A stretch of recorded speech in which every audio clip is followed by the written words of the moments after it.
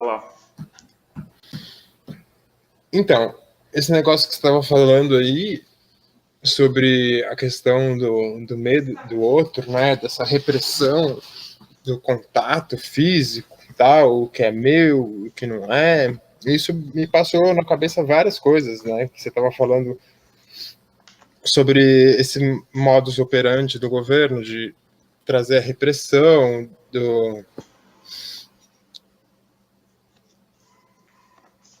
de pessoas que provavelmente têm problemas com disfunções sexuais ou até disfunções mentais, que eu diria, porque se nós relembrássemos, inclusive, conversas nossas de tempos atrás, quando eu morava aí no condomínio, você lembra quando o assunto era aquele documentário,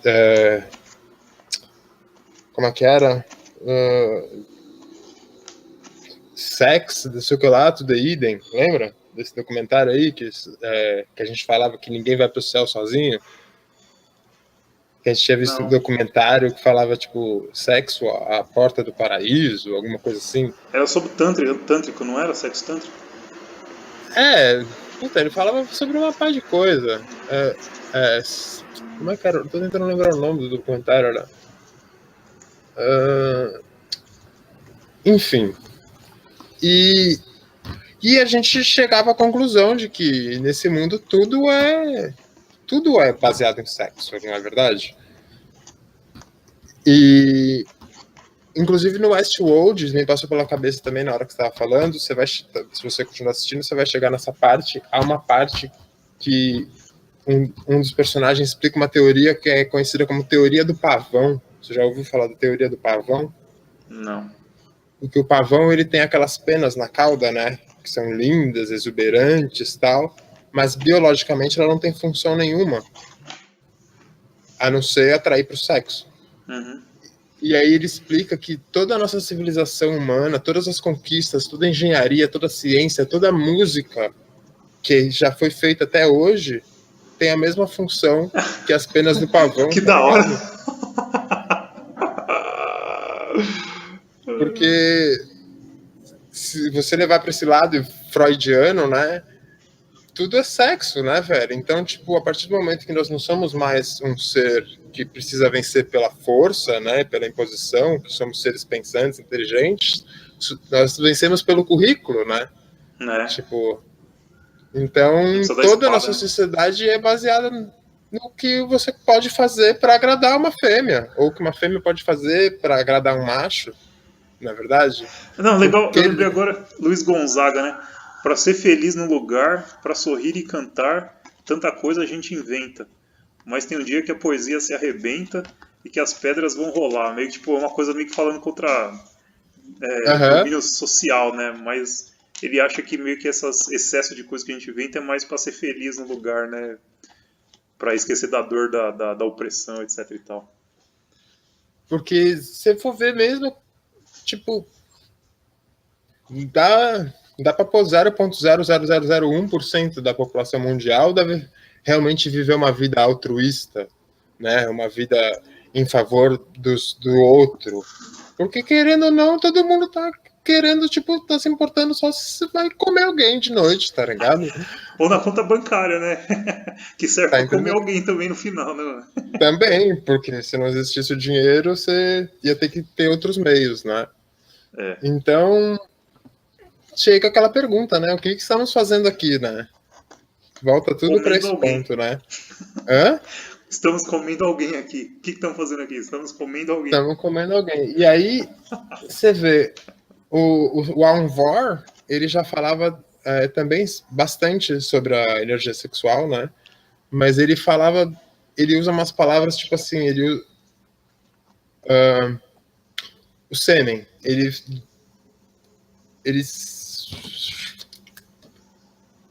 vez de ele usar a palavra sêmen, ele fala, como é que é? Não é águas... Independente, foda-se a terminologia que ele usa. Ele falava que a força sexual era força crística. E toda vez que nós não convertíamos as energias que passam por nós, que nós não gastávamos energia ou através de esforço físico, elas eram acumuladas. E aí nós temos a tendência de tentar desacumular elas por meio da ejaculação. Porém, né, e temos sempre que lembrar disso, né, que ejaculação não é sinônimo de orgasmo, tá? E aí ele diz ele, nos livros que eu já li, tanto no Kundalini Yoga, quanto em alguns outros dele, ele sempre frisava que a ejaculação é um desperdício de força crística. Toda vez que você ejacula, você está liberando toda a energia crística que você tem acumulada. Então, se você partir do pretexto que é possível você ter um orgasmo sem ejaculação, talvez faça até sentido o que ele esteja falando, entendeu?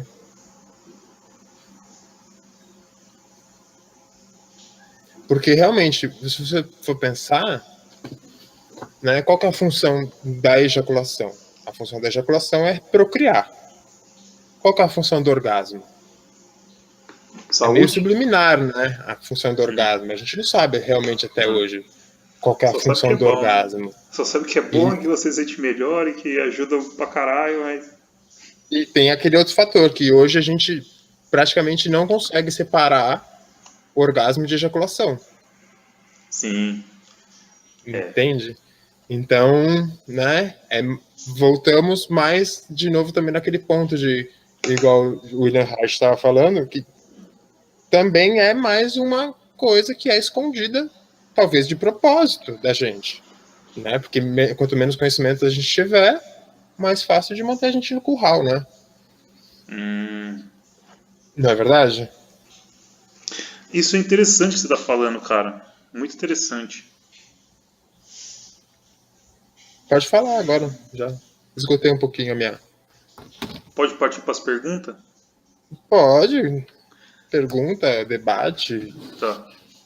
Então, a primeira, você falou o lance aí das pessoas estarem sendo controladas, né? Talvez por essa ocultação de um sexo que teria um orgasmo, mas sem ejaculação, né? Ocultando das pessoas essa possibilidade, né? De ter orgasmo e não ter ejaculação. Uma das coisas que o Reich fala é que uma pessoa que tem a saúde sexual, ela é rebelde, assim, sabe? Ela não aceita ordens.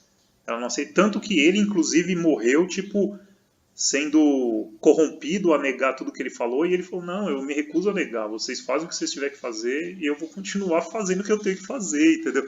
E, inclusive, ele foi preso nessa circunstância, né? Se recusando a corroborar com os outros.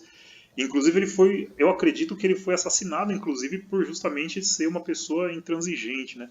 E meio que nos escritos dele ele deixa, acho que deixa claro assim essa questão de que você ter uma saúde sexual significa você ser uma pessoa rebelde, né? E aí você está me dizendo aí que uma possibilidade seria que as pessoas, por não saber, uma forma que os detentores desse conhecimento de ter um orgasmo sem ejaculação não passam esse conhecimento para as pessoas, justamente como uma forma de controlar essas pessoas. O que você acha disso? Então, eu lembro também que ele citava que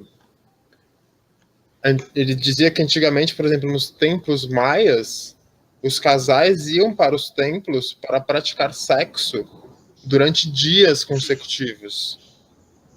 Entende? Então, com certeza não havia ejaculação nisso. Era como uma prática de exercício, uma prática espiritual, uma prática de união energética. Entende? E qual que foi... Desculpa, refaz a sua pergunta? Não, eu fiz um comentário que o Reich também diz que ter uma saúde sexual significa você ser rebelde e não se sujeitar a controle, dominação. Então, isso daí eu já vejo como uma outra coisa. Eu já não acho que seja tanto quanto o fato de você ter uma frequência sexual ou uma saúde sexual. Eu acho que isso já está mais ligado ao nosso... Como é que fala? Da nossa autoestima. Entendeu? Uma pessoa que tem uma autoestima sexual alta, ela é rebelde. Você quer ver um exemplo? Isso é fácil você ver na relação homem e mulher. Por exemplo, o homem, ele insiste... eu tô falando em geral, né? O homem tá sempre na busca de sexo e a mulher tá sempre recusando o sexo e deixa como um prêmio, né? Na hora que o homem merece, ele ganha o prêmio. Qualquer casado sabe disso, né? Não é verdade? A mulher, na hora que ela quer, ela para o que ela estiver e ela para o homem com o que ele estiver fazendo. E se ela quiser falar, eu quero transar agora, você vai parar o que você estiver fazendo e você vai transar com ela. É mentira? Aqui em casa acho que não é bem assim, não. Não, mas eu digo do homem com a mulher. Você entende Eu isso que acho eu que tô dizendo, né? acho que a mulher ela se impõe mais mesmo. Mas isso é porque nós temos uma geração com a masculinidade, com a autoestima sexual frágil, entendeu? Porque, querendo ou não, nós somos homens só no gênero, né? Porque nós não temos mais atividades que os homens tinham. Nosso físico mesmo é ridículo, né? Nosso físico atual, ninguém mais se conhece, ninguém mais tem amor próprio, ninguém mais consegue, tipo, eu digo ninguém, da grande maioria da população, né? As pessoas não conseguem nem se exercitar direito, mal conseguem respirar, fazer uma caminhada, entendeu?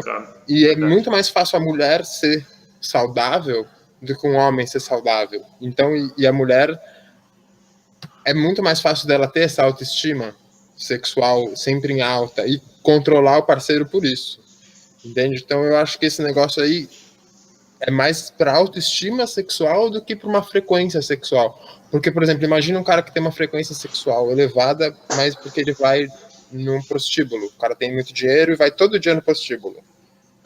Ele vai continuar com a autoestima sexual dele lá embaixo, porque ele sabe que, na realidade, ele só consegue através do dinheiro. Não é porque ele é desejado. Entendeu? E o fato de você ser desejado é um bagulho que mexe demais com a sua autoestima. Com certeza, cara. Tá ligado? Então acho que tem isso aí no meio também. Que querendo ou não, faz parte do jogo da elite dominante. Com que a gente não tenha mais uma terra para plantar e ter contato com as energias e você ser enclausurado dentro de um condomínio fechado e você pega o carro que você mal consegue se mexer e vai pro escritório que você tem também movimento. Tipo, você não vive mais e precisa usar a sua energia, tá ligado? Para viver, né? Você não precisa mais, ninguém precisa mais conseguir pular 1,5 metro de altura, tá ligado? Ninguém precisa mais se sustentar as forças nas próprias mãos, sustentar seu peso nas mãos. Então, tipo, a nossa própria função biológica tá meio que sendo deteriorando. Nossa, veio até agora na minha mente o negócio de alienígena, tipo, porque você sabe, não sei se você sabe, mas há grandes não, há algumas vertentes teóricas que dizem que essa raça mais conhecida... Peraí, antes de você fugir, guarda esse aí do alienígena aí, porque senão você vai fugir da minha pergunta. Não vou fugir porque é rápido, é só pra falar o que passou na minha cabeça. Tá.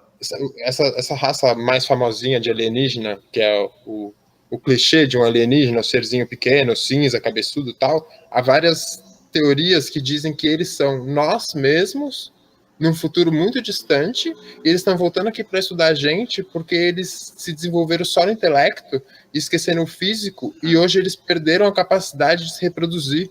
E eles só estão conseguindo se reproduzir por clones, e os clones estão começando a dar defeito genético também. Caramba!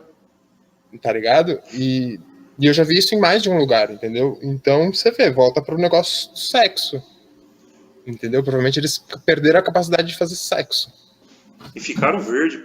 Os caras não devem nem tomar sol, né, cara? Dizem que na verdade esse negócio cinza e esses olhão que a gente vê não, é só uma outra roupa que eles usam por cima para eles conseguirem aguentar a nossa atmosfera, que na verdade o físico dele é mais parecido com o nosso. E vai acabar tudo, né? Vai acabar o efeito estufa, vai acabar a camada de ozônio. Mas faz a pergunta que você ia fazer.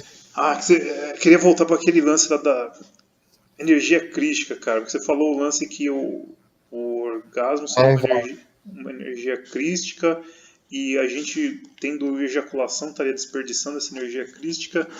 Então, enfim, tem aí uma finalidade que eventualmente está acumulando isso, você vai chegar em algum lugar ou... Ela seria, só para adicionar na sua ideia, para você fazer a pergunta, o que ele chama de energia crística é a serpente que está enrolada no Muladhara, que se você não desperdiçar ela, você sobe através de chakra por chakra, ou através das 33, né? Por isso que a maçonaria tem 33 graus, as 33 vértebras da coluna, cada uma sendo um nível. E ele diz também que nas representações diabólicas, né, o diabo não tem o rabo, que seria essa energia da Kundalini, que em vez de subir pela espinha, ela se negativou, então ela é representada astralmente como rabo descendo para fora. Interessante. Então seria cumprir um papel messiânico, né?